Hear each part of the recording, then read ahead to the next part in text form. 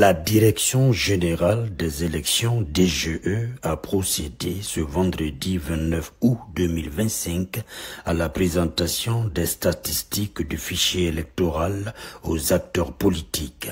Lors de cette rencontre, la directrice de la DGE, Guinabou Touré, s'est prononcée sur le retrait des cartes d'électeurs, soulignant que contrairement aux années précédentes, cette fois-ci l'organe électoral a pris des dispositions pour éviter le retrait par procuration, sauf pour les cas de maladie. La démarche a été saluée par les 126 partis politiques présents tout en soulevant certaines préoccupations. Successivement, suivait la réaction des quelques acteurs politiques au sortir de la salle au micro d'Alpha Oumar Diallo. Vous n'êtes pas sans savoir que le PADES est un parti qui prône pour la paix, est un parti qui n'aime pas faire assez de bruit, qui ne manifeste jamais. Nous prônons pour la paix. Et quel appel je pourrais lancer à l'endroit de la population par rapport aux élections à venir? C'est la paix et la quiétude sociale.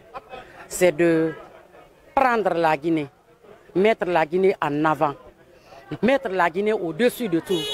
Déjà, tout à l'heure dans la salle, vous avez vu l'enthousiasme des partis politiques et leur volonté manifeste d'accompagner le processus électoral. Et un remerciement, sincèrement, un remerciement parce que c'est toujours le fichier électoral qui est souvent à la base de certaines tensions. Et nous avons vu que nous sommes associés à ce processus. Donc, ce que nous pouvons dire aujourd'hui, c'est de remercier le président de la République pour son engagement. Remercier le président de la République encore pour son ouverture. Aujourd'hui, les partis politiques, les 126 partis politiques étaient tous dans la salle pour suivre. Et l'observatoire que nous allons mettre en place aussi va accompagner les élections. Mais la question qui m'a taraudé l'esprit était de savoir pourquoi exactement certaines régions du continent américain, du continent local, par exemple du Canada, m'a préoccupé puisque nous en avons bien entendu. Nous avons beaucoup de militants au Canada, je le dis parce que j'ai un représentant qui fait un bon travail dans ce pays.